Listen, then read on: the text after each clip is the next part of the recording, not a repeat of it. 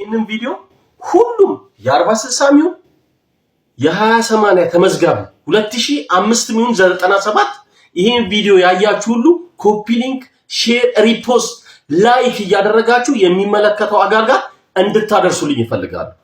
ጥያቄው ምን መሰላችሁ?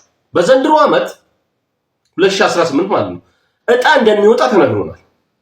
መች እንደሚወጣ ግን የከተማ አስተዳደሩም ይሁን መንግስት እስካሁን አላሳወቀም። በተጨማሪ በቤት ቆጣቢዎች ስም ከዚህ በፊት ብዙ ቤቶች ተሰርተው ለቆጣቢዎቹ ብቻ መዳረስ ሲገባው ለተለያዩ ሶስተኛ ወገናት ሲሰጡ ነበር። ኮንዶሚኒየም ቤቶች ለልማት ተነሽ እየተባለ ለአርሶ አደር ልጅ እየተባለ ለቢሮ ሰራተኛ እየተባለ በልዩ ትዕዛዝ እየተባለ ለባለስልጣን እየተባለ በቆጣቢዎች ስም የተሰሩ ኮንዶሚኒየሞች ይሰጡ ነበር። አሁን ላይ አሁንም እንደዛ አይነት ተሞክሮች ወይንም ልምዶች እንዳይኖሩ መረጃው ከተማው አስተዳደሩ ጋር እንዲደርስልን ሁላችሁም ኮፒ ሊንክና ሼር አድርጉልን። የቤትን ችግር ያየው ነው የሚያውቀው።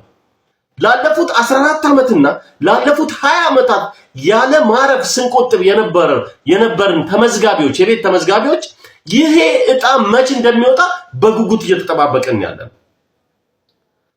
እኔ የምለው የማስተላልፈው ቤቶች ልማት ራሱ ሲመሰረት ከዚህ በፊት ሲመሰረትም ሆነ አገልግሎት ሲጀምር ዓላማው አነስተኛና መካከለኛ ገቢ ያላቸውን ግለሰቦች የቤት ባለቤት የማድረግ ወይንም እድል እንዲያገኙ የማድረግ ነበር ስራው። ዛሬ ላይ ግን ቤቶች ልማትም ሆነ ከተማው አስተዳደር በቆጣቢዎች ስም ብድር ከብሔራዊ ባንክ እየተወሰደ ቤቶች ተሰርተው በአግባቡ ግን ለቆጣቢዎች ሲደርሱ አናይም። አሁን ላይም በፊታችን በቅርቡ ይወጣል እየተባለ እየተጠበቀ ያለው እጣ የኮንዶሚኒየም እጣ ለሌላ ሶስተኛ ወገን ሳይሰጥብን ለቆጣቢዎች ብቻ እጣ እንዲወጣ ስንል እናሳስባለን።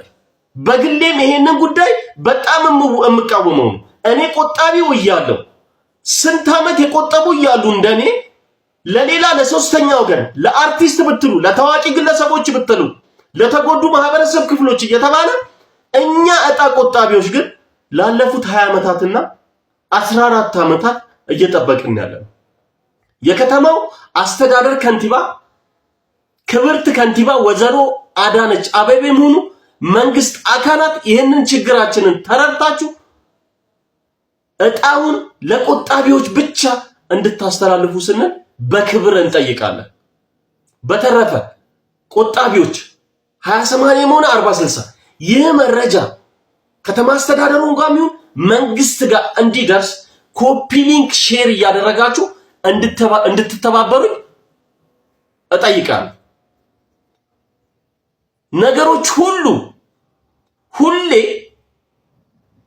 በቆጣቢዎች ስም ብድር እየወጣ ቤቶቹ እየተሰሩ ኮንዶሚኒየሞች ቤቶች እየተሰሩ ለተለያየ ሶስተኛ አካላት ቤቶች ከሚተላለፉበት መንገድን እንዲቆም በአክብሮት እጠይቃለሁ። አዎ አሁንም እየጠበቅን ነው መች እንደምታወጡት ቅድመ ክፍያው ምን ያህል እንደሆነ ምን ያህል ቆጣቢዎች ብቁ እንደሆኑ እንዴት አይነት ክራይቴሪያ ነው ያላችሁ? ምን አይነት መስፈርት ነው ያላችሁ? እጣ ውስጥ የሚገቡና የማይገቡትን እንዴት ነው የምትለዩት? ከዚህ በፊት ብር እየቆጠቡ የነበሩ ብር ያወጡ አሉ። እስቲል ነው ግን አካውንታቸው አክቲቭ የሚል አለ። እንዴት ነው ይሄንንስ የምታዩት የምታስተናግዱት? ለከተማ አስተዳደሩ ነው ጥያቄያችን።